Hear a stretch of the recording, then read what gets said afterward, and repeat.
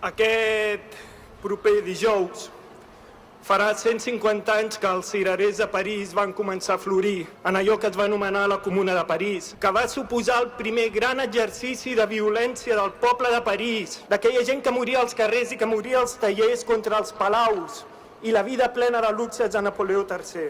En aquest lloc, fa 102 anys, els treballadors i treballadores de Barcelona van alçar el seu puny de guerra contra l'explotació, contra la misèria, contra l'ordre de la burgesia catalana. I ho van fer posant la seva llei o intentant posar la seva llei, aturant les fàbriques, aturant el gas, aturant els tramvies, aturant-ho tot. Una llei obrera, treballadora, popular, que era un repte, que era un atemptat i que era un exercici organitzat de violència contra l'ordre de l'explotació de l'Església i dels militars. Avui tornem a ser aquí, en una ciutat viva, en un poble viu, que batega. Ho hem vist darrerament, en molts casos. Hem vist la cara brutal de l'ordre capitalista, que ens mostra el seu dia a dia en els desnonaments, en els acomiadaments, en la misèria, en la por generalitzada de cada vegada més segments de la població, i en la presó i l'amenaça de presó i els judicis contra tants i tantes. I nosaltres, i per mi és un motiu d'alegria, entomem el conflicte,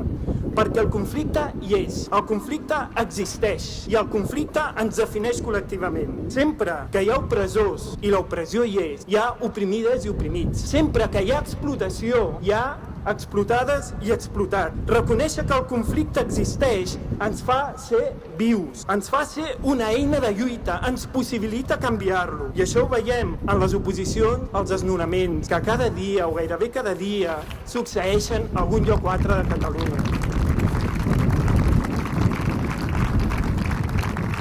Això ho veiem en les vagues, massa vegades silenciades pels mitjans de comunicació, però que existeixen en el món del treball i ens fa estar vius allà.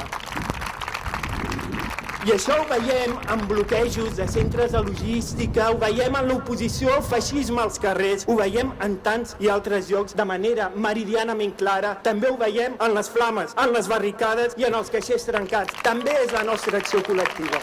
La construcció d'un nou món, perquè el portem a dins, 85 anys més tard el portem a dins i per això estem aquí. La construcció d'un nou món passa per la destrucció del món podrit que fa de la misèria, de l'explotació, del xantatge dels poderosos, la seva llei i el seu ordre. Nosaltres ja estem radicalment des de l'arrel en contra. Sabem que els mitjans de comunicació d'aquest ordre injust ens criminalitzaran. Sabem que el circ mediàtic no és el nostre terreny ni de lluita ni d'existència, però també sabem que ens tenim a totes nosaltres.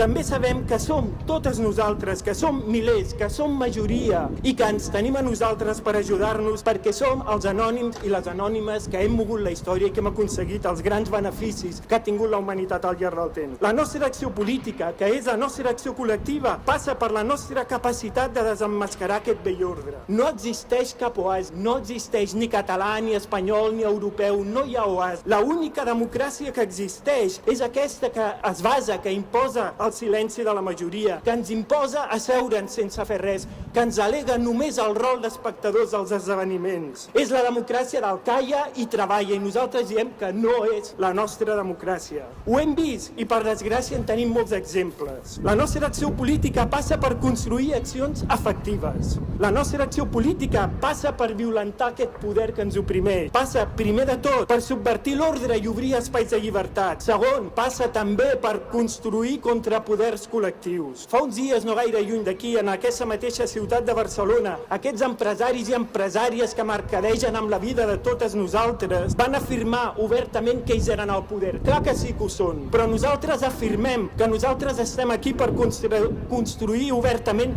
contra poders i que el xoc entre ells i nosaltres és inevitable.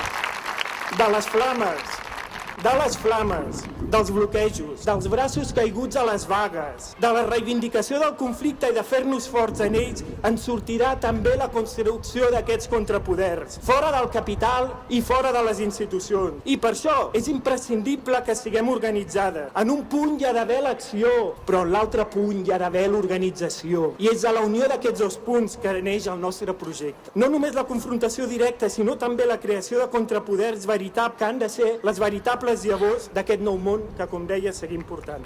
I ja per acabar, dir clarament que avui els moviments socials i les organitzacions populars que estem aquí refermem que estem aquí.